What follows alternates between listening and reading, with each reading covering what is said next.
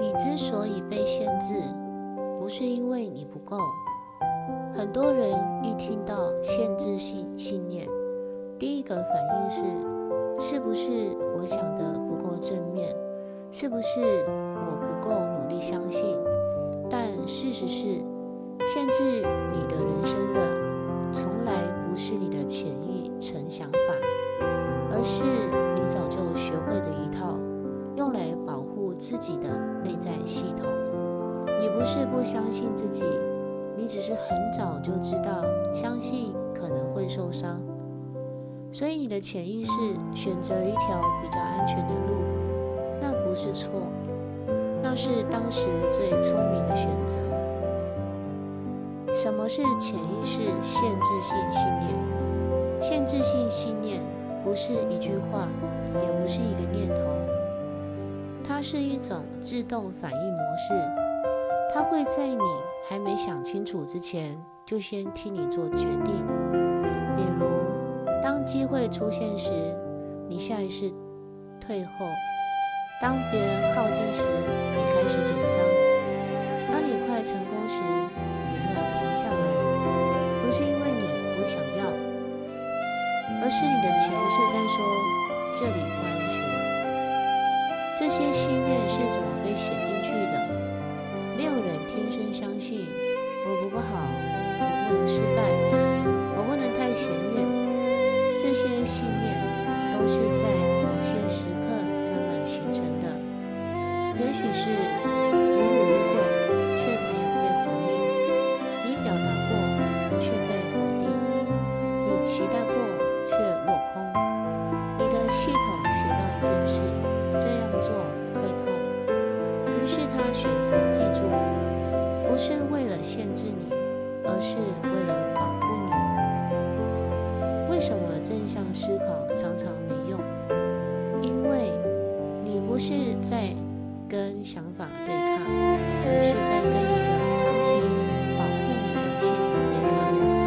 当你对自己说我可以，但身体却很紧绷，那不是你在抗拒成功，而是潜意识在说我还没确定安全。所以越逼自己相信，内在反而越拉扯。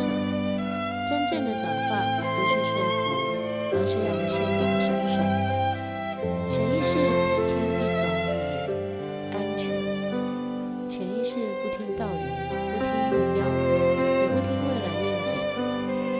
它只在乎一件事，你现在安不安全。如果你的内在系统觉得前进等于危险，那它一定会用拖延、分心、自我怀疑把你拉回来。不是因为它坏，而是它太尽责。限制性信念不需要被移除，这一句话很重要。限制性信念不是要被消除的敌人，它是一个还没有被更新的保护机制。你不是要把它赶走，你要做的是让他知道现在不一样了。真正有效的第一步，停止对抗自己。当你不再对抗，为什么我还会怕？为什么我还不敢？转而对自己说，原来你是在保护我。那一刻，系统会开始放松，因为它终于被理解了。让潜意识重新评估风险，转换不是一瞬间，而是一个反复的过程。你不是一次证明我很强，而是一次一次让潜意识看到我前进了，但没有出事。安全感是靠经验更新的，不是靠意志力。为什么小成功比大目标更重要？潜意识不相信宏大宣言，它只相信实际记录。每一次你尝试，你表达，你没有被摧毁，都是在对系统说，这是可承受的。限制性信念不是束缚的，是被用新的经验取代的。身体是潜意识的入口，很多信念不在脑袋，在身体。当你想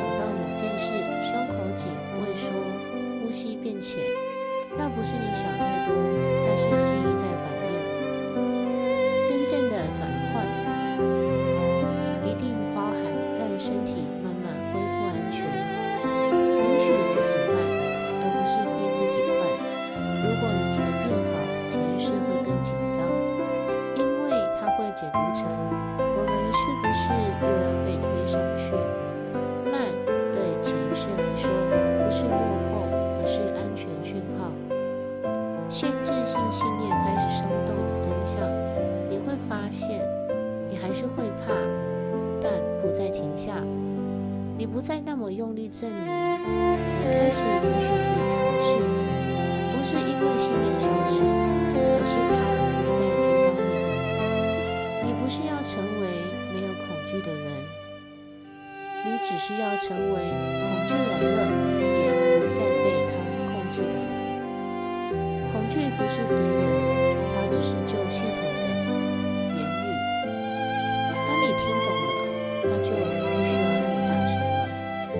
真正的自由是内在没有内在。当你不再一边想前进，一边责怪自己，你的能量会自然回来。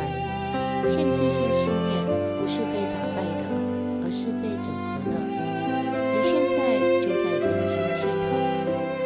你能听进这些话，代表你的内在已经准备好做新的选择。